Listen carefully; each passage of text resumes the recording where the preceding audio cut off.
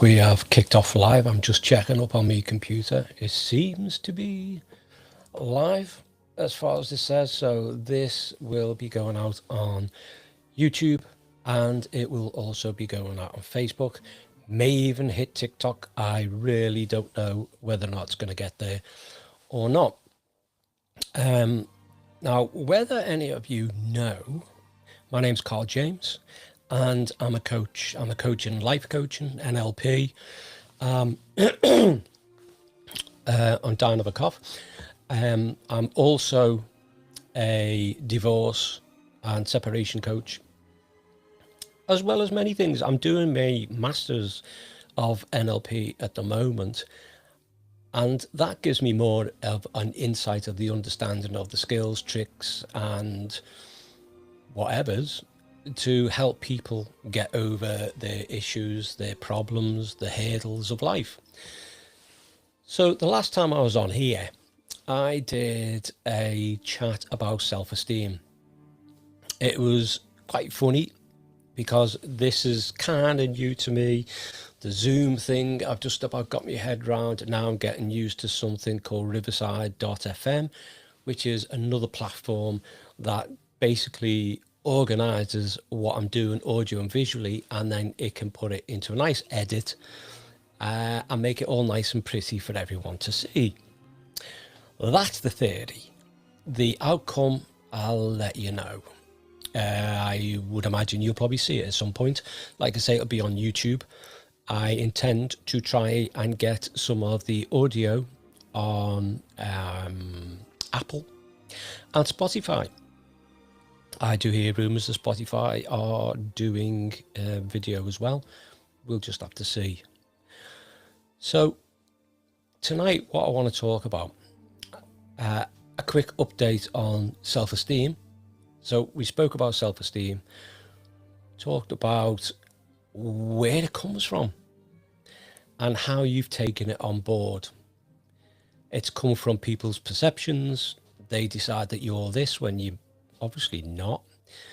They pick on you, you take it on board, and you then just basically take it internally. So instead of feeling great about yourself, you don't. So you start feeling a bit rubbish about yourself. You think you're not good enough, etc. And the only way around it is to actually believe that you can do things. So this brings me on to similar things with NLP. So NLP being neuro-linguistic programming, try saying that without your teeth. And the idea of that is it looks at your subconscious, what's been locked in there, and your subconscious has been told from when and for whatever reason that you can't do something, you can't deliver something you want to do. So let's say you want to get a better job, a promotion, you want to learn something, but you couldn't get your head around it.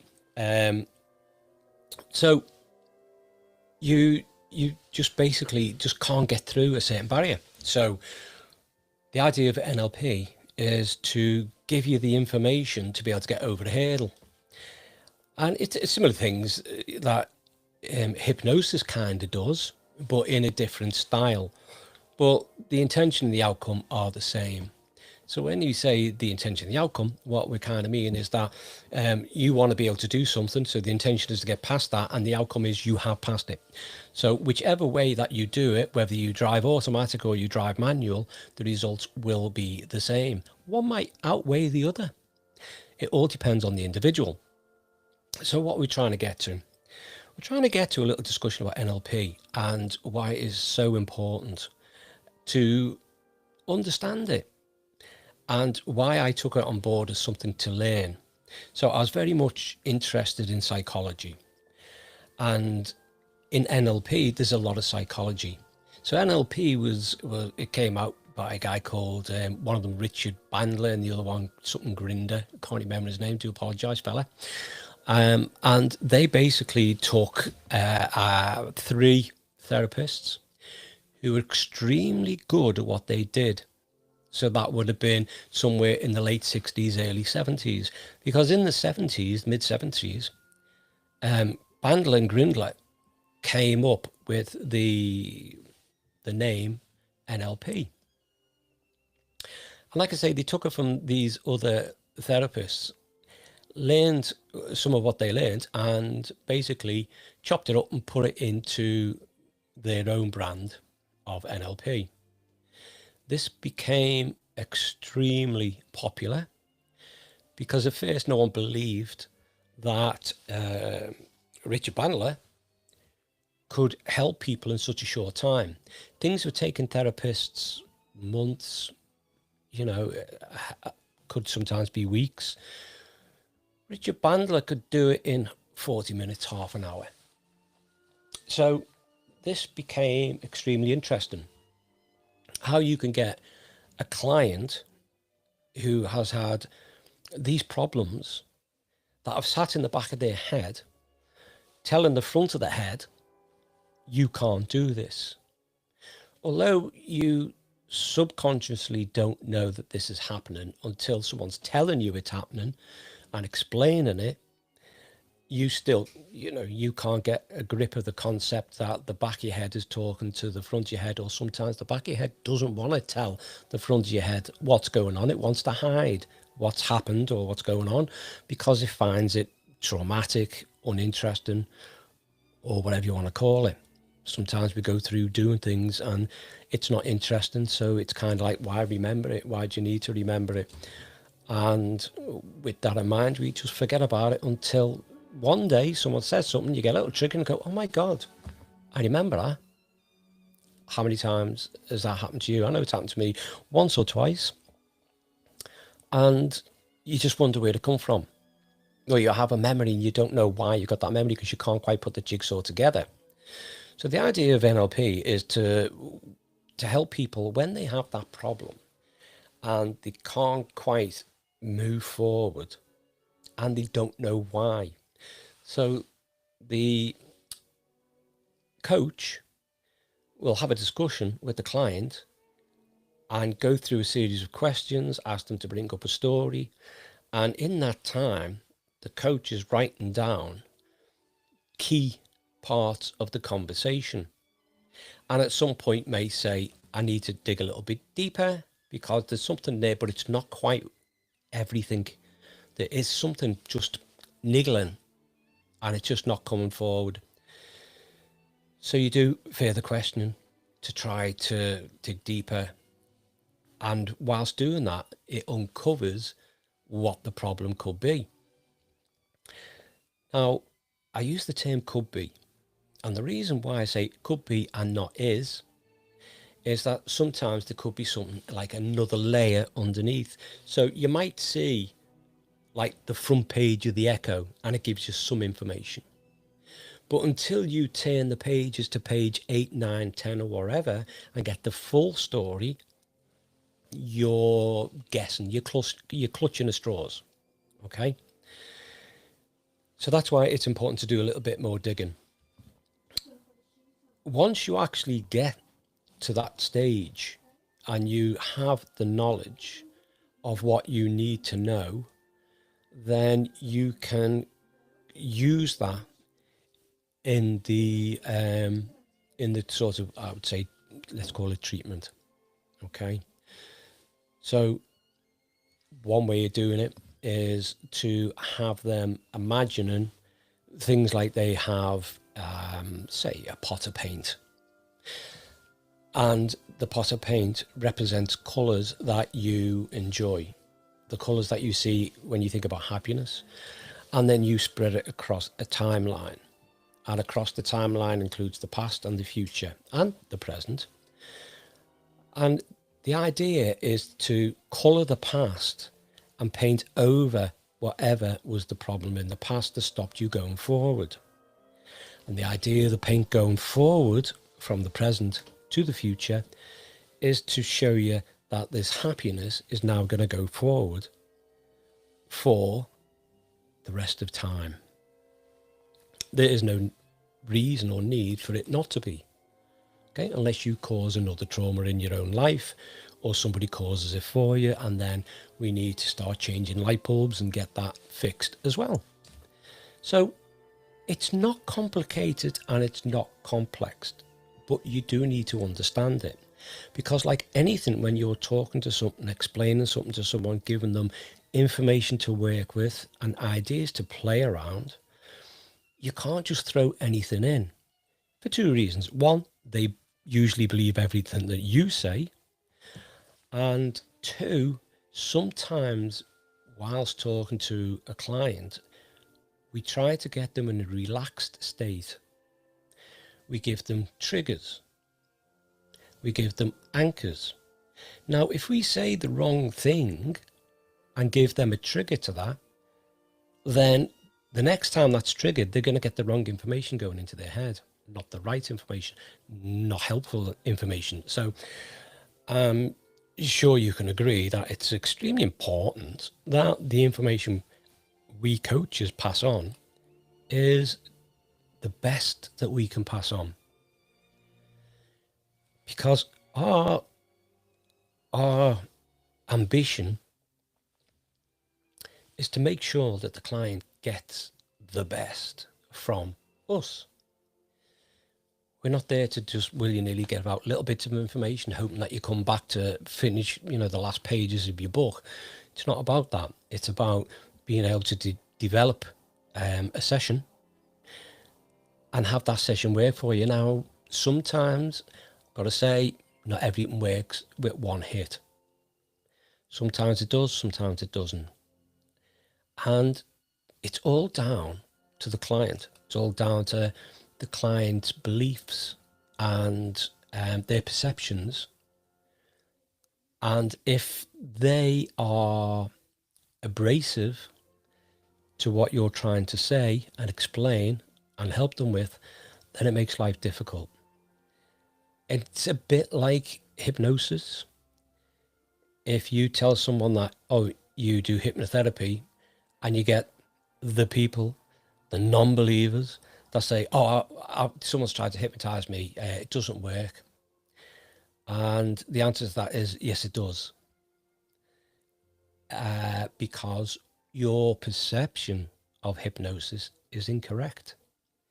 You think it's some sort of voodoo. It's not. It's basically a way of getting you to get into a nice relaxed state so we can have a chat to your subconscious and tell it things are different, things are better. We're not there to do any miracles. I can't turn around and say when you come back and feel all relaxed and energized at the same time that you're going to become a professor of mathematics. It doesn't work like that. It can only work with the knowledge you have, because let's face it, that's how it works. I can't make you into something that you are not nor have been. So the idea of things like NLP, hypnosis, etc., is to go back and find the real you, the better you, before people changed it and changed it for the negative, changed it for the worst. So you do get people that walk around thinking, I never used to be like this. I used to be really happy. I used to be, the laugh of the pub. Everyone used to come for me for advice or whatever. Now people just don't bother.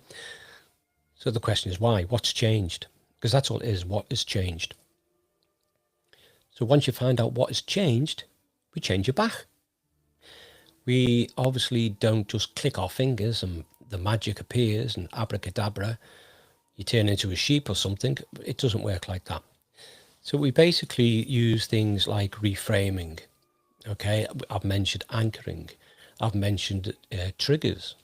So all these methods are used individually or as a collective, dependent on the client and also depending on the situation. Some things are straight down the line. You only need this, and here we go. Some things a little bit more deeper. So you might have to do that, dig in, come back up, do a bit more of that, dig in, come up and add this. That's just the way it is. Working with NLP, working with your mind, working with your conscious and subconscious is similar, don't get me wrong, similar to when somebody has an accident and they go to the hospital and they try to get repaired. They could fix one thing but realise that something else is causing a problem. Okay, that's why they have all the x-rays and MRIs, etc., just because they need to look deeper. So we do the same on an emotional level, on a mental state level, and a subconscious and conscious level. Now, the strange thing is about the subconscious, it knows things that you don't know. So when I say that, what I'm talking about is that we have a method and we ask when, and this depends obviously if you've come to for this reason, when was the last time you felt afraid? And they say, oh, the last time I remember was X amount of years ago. And say, oh, how old were you then? I was 20. I say, okay, let's go further back than that because it was before that. And they go, I don't know. And they say, well, the chances are it's between the ages of what? The ages of, say, 3 and 7. Now, I don't know about you. Excuse me. I couldn't remember that. So you can't remember it, but your subconscious does. Your subconscious has collected a lot of information that just sits around, you know, not necessarily all filed away properly, because it was just, as sometimes your brain sees, it's just flippant information that you may not need to recall at any time.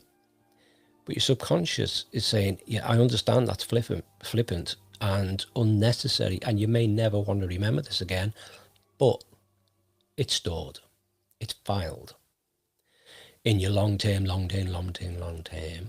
memory. So while it sits there, one day it gets dusted off. And this is the time that a coach is speaking to you. Your subconscious is listening, and your subconscious says, I know what you're talking about. Picks up that file when you're 5, 6 or whatever, dusts it off and says, I've got it here.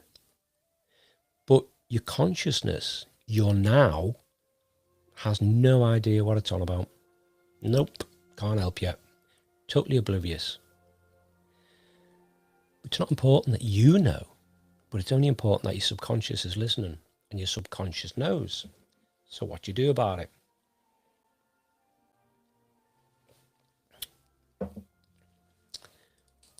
We talk to subconscious. We're talking to you, obviously. It's not a secret party.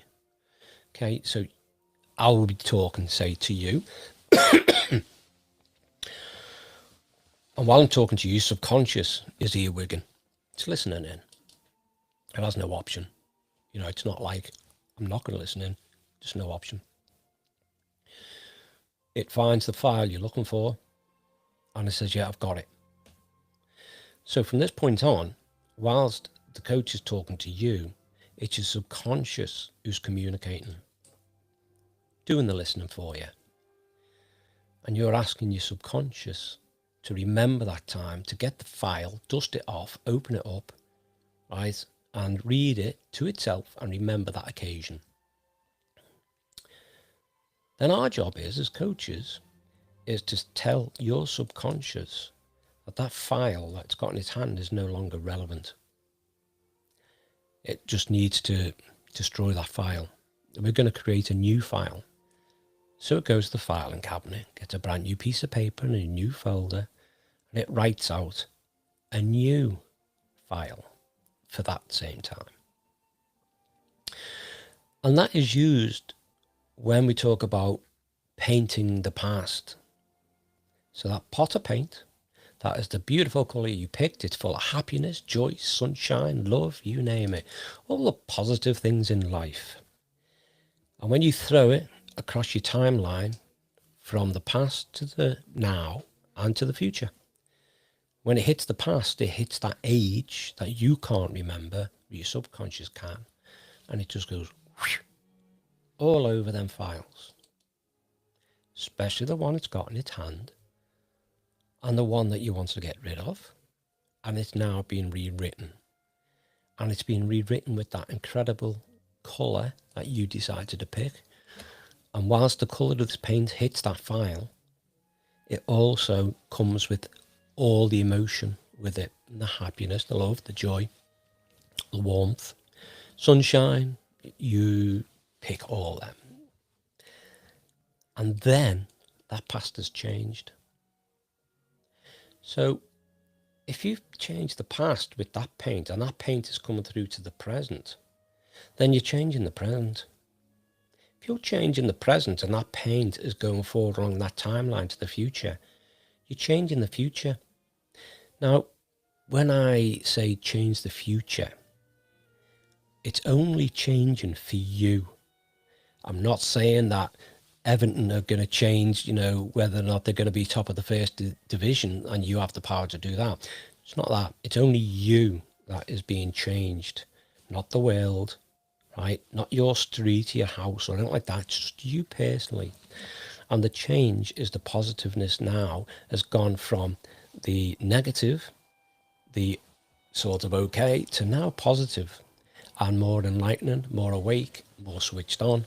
And it's all down to the fact that you got rid of the bad bit, the bit that was holding you back, the fear that was holding you back. And now you got rid of that fear, you can go forward and rediscover yourself, because there was things holding you back. And that's what it's all about. So I'm going to leave you an email address, right? It's the business address. You can send me any information that you want to. You can have a chat. Hide. Oh, I don't know what's going on here. So you can either send messages or you cannot. It's totally up to you.